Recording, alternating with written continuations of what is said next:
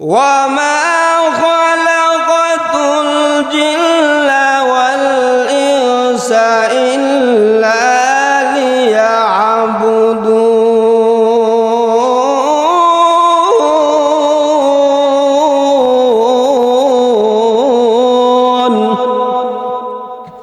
আল্লাহ পাক রব্বুল আলামিন ডাক দেয়া বলে, মানুষ এবং জিন ওই দুই জাতিকে আমি আল্লাহ বানাইছি একমাত্র আমার গোলামি করার জন্য। এই গোলামি আল্লাহ পাক রব্বুল আলামিন আমাদেরকে গোলামি করার জন্য, আল্লাহর ইবাদত করার জন্য বানাইছে।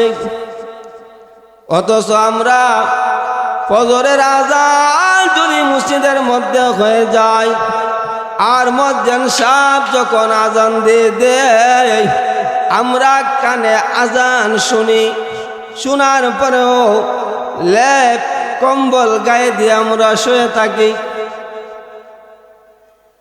কেন শুয়ে থাকি? কারণ হলো আমাদের ঈমান দুর্বল হয়ে গেছে। সাহাবায়ে কেরাম যখন জঙ্গলের মধ্যে যখন গাছ কাটার জন্য যেত, যেই মাত্র বেলালে হাফসি রাদিয়াল্লাহু তাআলা আনহু যখন আযান দিয়া দিত, আর আযানের ধ্বনি যখন তাদের কানের মধ্যে গিয়া পৌঁছতো, তারা পিছন দিক দিয়া কুড়ালটা ধরছে, সামনের দিক নেই নাই, সঙ্গে সঙ্গে তারা দৌড়ায়া মসজিদের দিকে চলে যেত। এই জন্য নামাজ নিয়ে কোনো গাফলতি করা যাবে না। যেই মাত্র আযান কানের মধ্যে গিয়ে আযানের ধ্বনি গিয়া পৌঁছে যাবে, সঙ্গে সঙ্গে দৌড়ায়া মসজিদে নামাজ আদায় করার জন্য চলে যেতে হবে। আল্লাহর ইবাদত আমরা করব কি করব না, এর জন্য আল্লাহর কাছে আমাদের জবাবদিহি করতে হবে কিনা। যদি আমরা আল্লাহর ইবাদত না করি তাহলে আল্লাহর কাছে আমাদের হিসাব দিতে হবে। তাই জাহান্নামের পারে ফেরেশতারা দাঁড়ায় থাকবে, ফেরেশতারা বলবে, সাআলাহুম খাযালাতুহা আলাম ইয়াতিকুম নাযীর।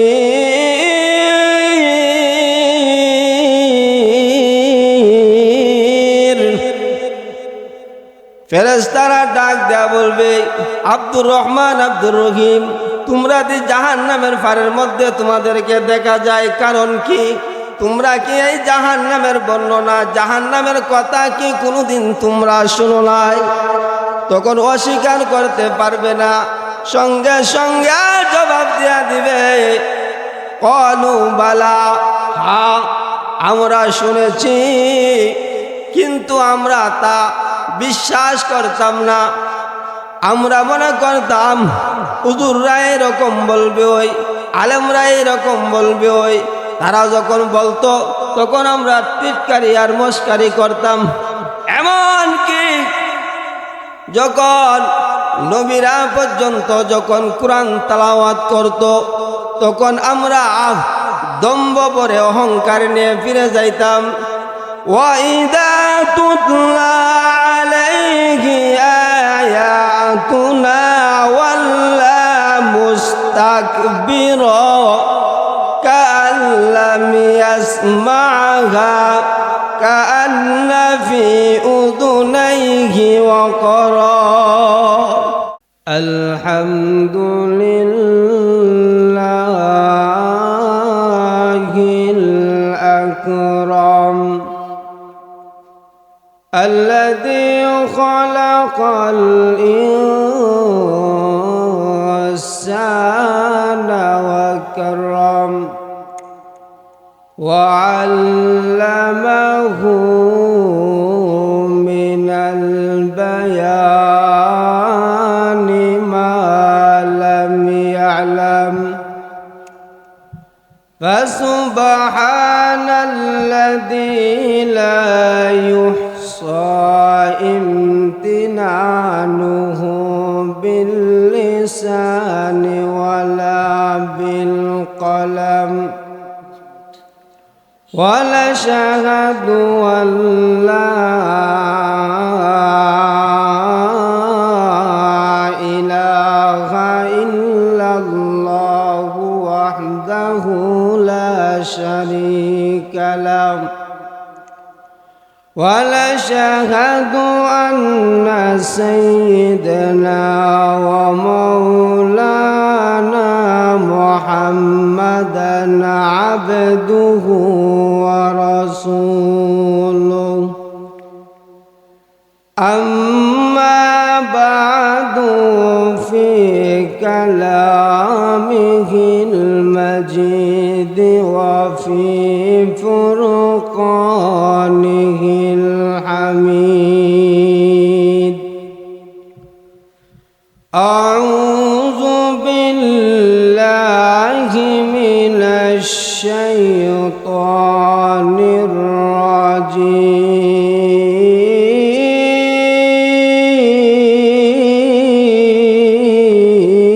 الرجيم بسم الله الرحمن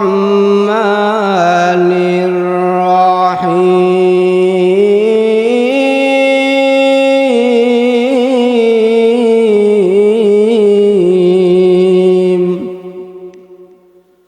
كل نفس بما كسبت رهينة إلا أصحاب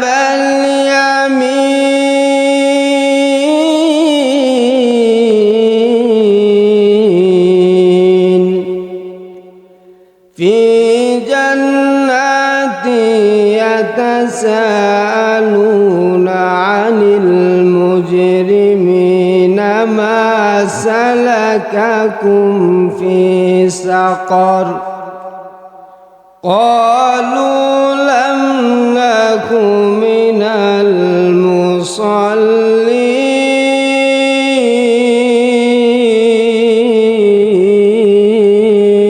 المصلين وقال رسول الله صلى الله عليه وسلم كلكم راع وكلكم مسؤول عن رعيته أو كما قال عليه الصلاة والسلام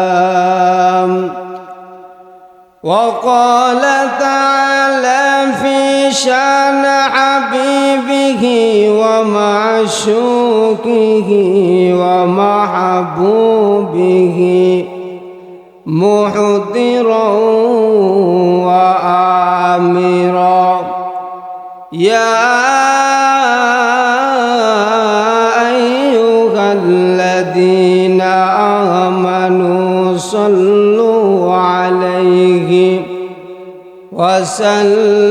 وسلموا تسليما اللهم صل على محمد وعلى آل محمد كما صليت على إبراهيم وعلى آل إبراهيم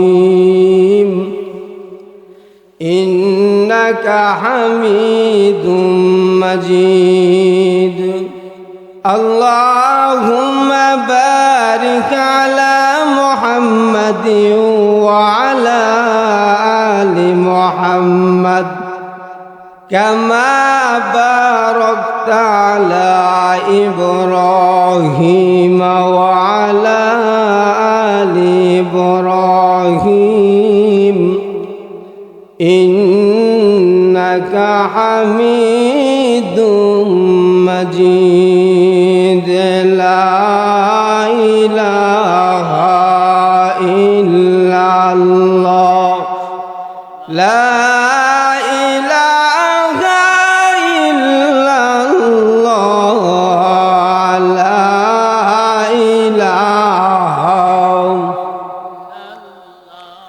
दुनिया मुसाफिर का জানো না এই দুনিয়া মুসাফির খানা তোমরা জানো না কত মানুষ আইল গেল রইল না লা ইলাহা লা ইলাহা ইল্লাল্লাহ লা ইলাহা ইল্লাল্লাহ লা ইলাহা লা ইলাহা জিকির করতেন মুসা নবী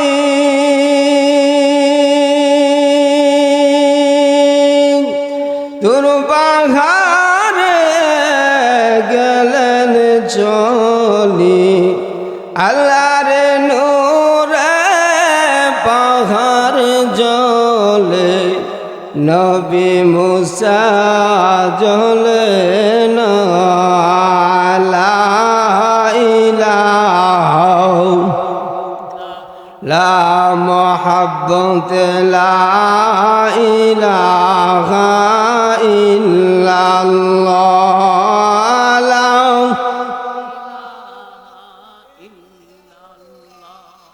লা ইলাহা ইল্লাল্লাহ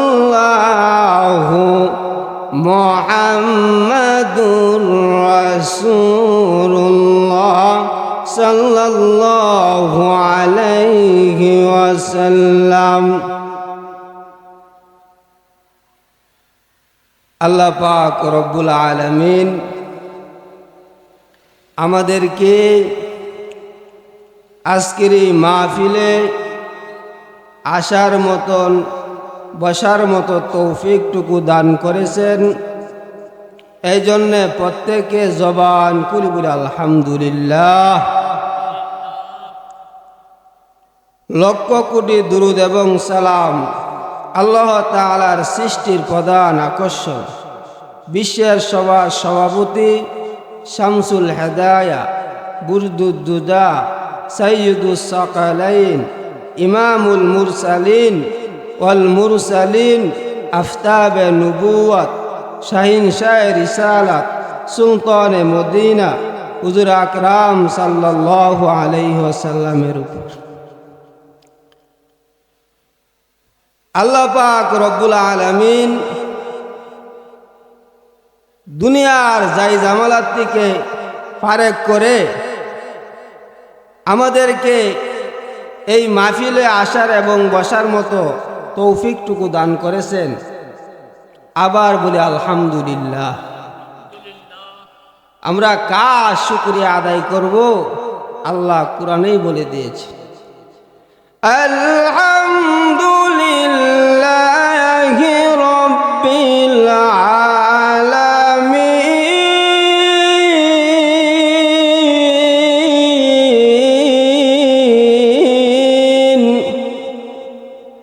সমস্ত প্রশংসা যিনি জবক সুবহার মালিক ওই আল্লাহ তাআলার জন্য। আল্লাহ পাক রব্বুল আলামিন বলেন, আমার যেই বান্দাগুলো আমার কোনো নিয়ামত পাওয়ার পর আমার শুকরিয়া আদায় করে, আমি আল্লাহ ওই বান্দার উপরে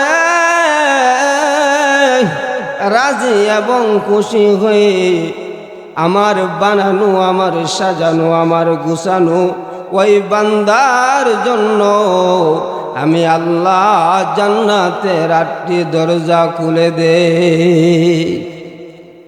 এই জন্য আল্লাহ শুকরিয়া আদায় করলে লাভ না লস।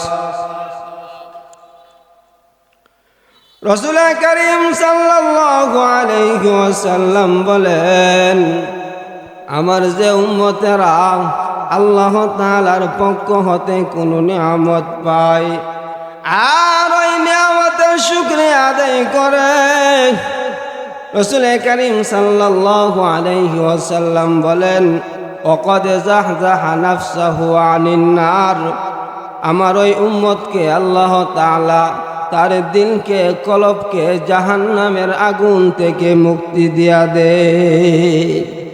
আর দুরূদ শরীফ পড়লে লাভ আসেনি। আম্মার ইবনে ইয়াসির রাদিয়াল্লাহু তাআলা আনহু থেকে বর্ণিত হাদিস, বলেন নবীর উপরে একবার দরুদ পড়লে তার পিছনের 10টা গুনাহ আল্লাহ তাআলা মাফ করিয়া দেন এবং তার আমল নামায় 10টি নেকি দিয়া দেন। শুধু তাই নয়, তার পিতা মাতা সহ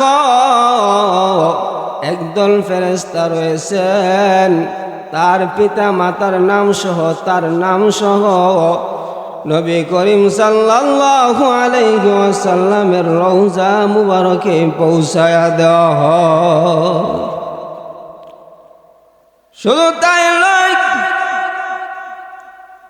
রাসূল করিম সাল্লাল্লাহু আলাইহি ওয়াসাল্লাম বলেন, মান সাল্লা আলাইয়া নূরুন আলাস সিরাত, আমরা সকলেই জানি হাসরের ময়দানে একটা ব্রিজ হবে, যেই ব্রিজটার নাম হবে ফুলসিরাতের ব্রিজ। কি নাম? এই ব্রিজটা পার হতে গেলে 30,000 বছর সময় লাগবে। আর ওই ব্রিজটা চুলের থেকে আরো চিকন হবে, হীরার থেকে আরো দার হবে। আল্লাহ পাক রব্বুল আলামিন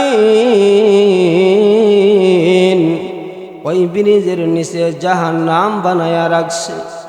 কত মানুষ এই ব্রিজ পার হতে গিয়ে তারা কেটে কেটে তারা জাহান্নামের নিচে পড়ে যাবে। রাসূল করিম সাল্লাল্লাহু আলাইহি ওয়াসাল্লাম বলেন, মান সাল্লা আলাইয়া নূরুন আলাস সিরাত, যারা দুনিয়া থাকাকালীন অবস্থায় আমার উপরে বেশি বেশি করে দরুদ পড়বে আর ওই ব্রিজটা অন্ধকার থাকবে, দুরূদ শরীফের আমল করার কারণে ওই দুরূদ শরীফ একটা আলো হয়ে ওই ব্রিজটা পার করতে সাহায্য করবে। এই জন্যে বলেন দুরূদ শরীফ পড়লে লাভ না লস। আল্লাহ পাক রব্বুল আলামিন আমাদেরকে এই দুনিয়ার মধ্যে পাঠাইছেন, পাঠায়া বলতেছেন 4টা জিনিসের কসম খাইছেন। কয়টা? আল্লাহ কোরআনের মধ্যে জানায়া দিয়েছেন, ওয়াত্তিনি ওয়াজ্জাইতুনি ওয়া তুরি সিনিনা ওয়া হাযাল বালাদিল আমিন।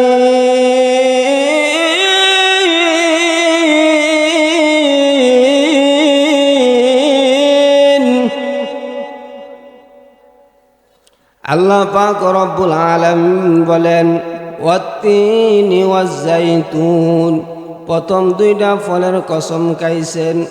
ওয়াতুরি সিনিনা ওয়া হাযাল বালাদিল আমিন, তারপরে সিনাই পর্বতের কসম খেয়েছেন। নিরাপদ নগরীর কসম, মক্কা নগরীর কসম কে বলতেছেন, মানব জাতি শোনো, আমি আল্লাহ তাআলা 4টা জিনিসের কসম কে বলতেছি। লাকাদ খালাকাল ইনসানা ফি আহসানি তাকওয়িম।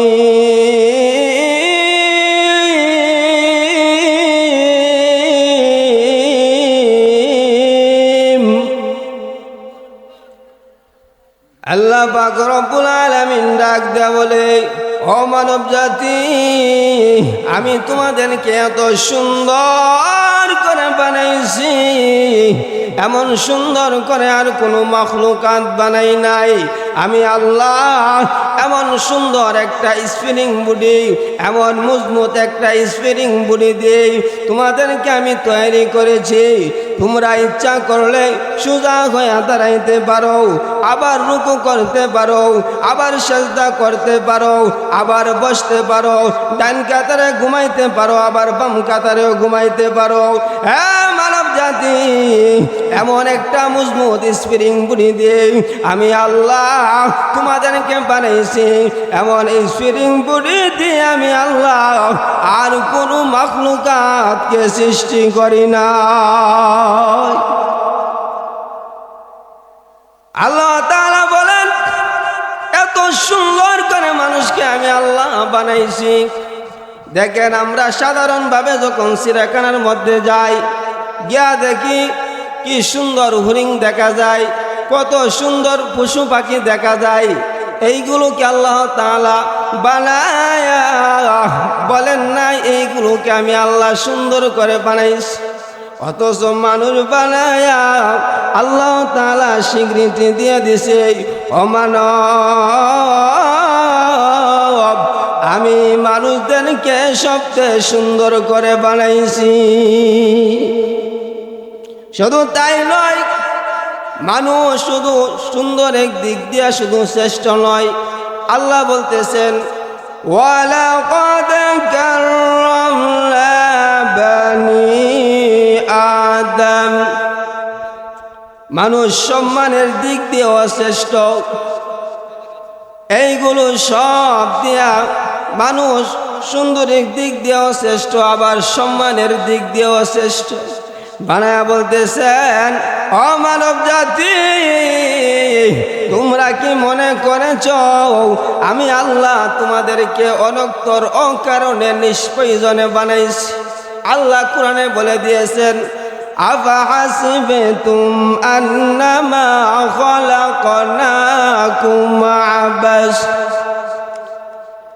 আল্লাহ পাক রব্বুল আলামিন ডাক দেয়া বলতেছে, হ্যাঁ বান্দা, তোমরা মনে করিও না আমি আল্লাহ তোমাদেরকে অনক্তর অকারণে নিষ্প্রয়োজনে বানাইছি।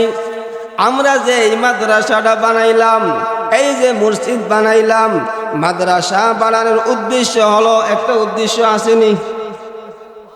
উদ্দেশ্য হলো এটার মধ্যে ছাত্ররা কোরআন তেলাওয়াত করবে, এটার মধ্যে কালাম, আল্লাহর কালাম শিক্ষা দেওয়া হয়।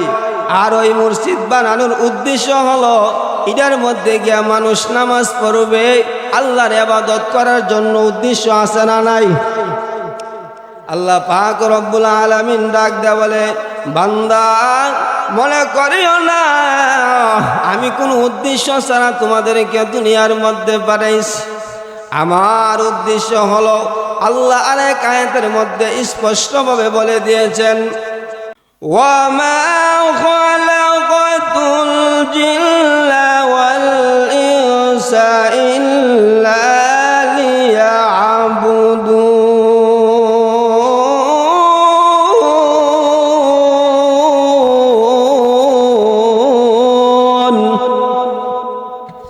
আল্লাহ পাক রব্বুল আলামিন ডাক দেয়া বলে, মানুষ এবং জিন ওই দুই জাতিকে আমি আল্লাহ বানাইছি একমাত্র আমার গোলামি করার জন্য।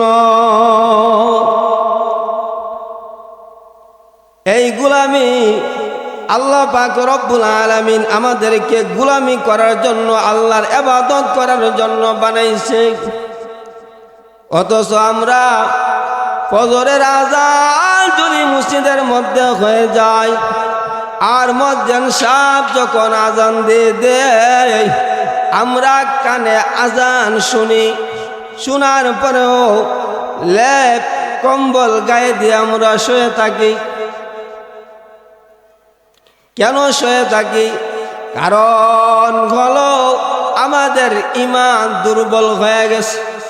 সাহাবায়ে কেরাম যখন জঙ্গলের মধ্যে যখন গাছ কাটার জন্য যেত, যেই মাত্র বেলালে হাফসি রাদিয়াল্লাহু তাআলা আনহু যখন আযান দিয়া দিত, আর আযানের ধ্বনি যখন তাদের কানের মধ্যে গিয়া পৌঁছত, তারা পিছন দিক দিয়া কুড়ালরা ধরছে, সামনের দিক নেই নাই।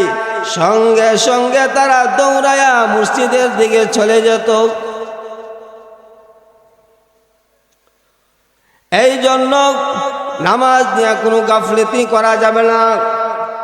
যেই মাত্র আজান কানের মধ্যে গিয়ে আজানের ধ্বনি গিয়া পৌঁছে যাবে, সঙ্গে সঙ্গে দৌড়ায়া মসজিদে নামাজ আদায় করার জন্য চলে যেতে হবে। আল্লাহর ইবাদত আমরা করব কি করব না, এর জন্য আল্লাহর কাছে আমাদের জবাবদিহি করতে হবে কিনা। যদি আমরা আল্লাহর ইবাদত না করি তাহলে আল্লাহর কাছে আমাদের হিসাব দিতে হবে। তাই জাহান্নামের পারে ফেরেশতারা দাঁড়ায় থাকবে। ফেরেশতারা বলবে, সাআলাহুম খাযালাতুহা আলাম ইয়াতিকুম নাযীর।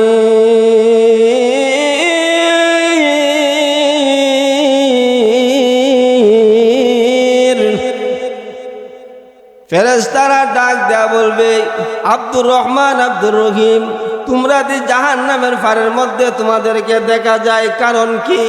তোমরা কি এই জাহান্নামের বর্ণনা, জাহান্নামের কথা কি কোনোদিন তোমরা শুনো নাই?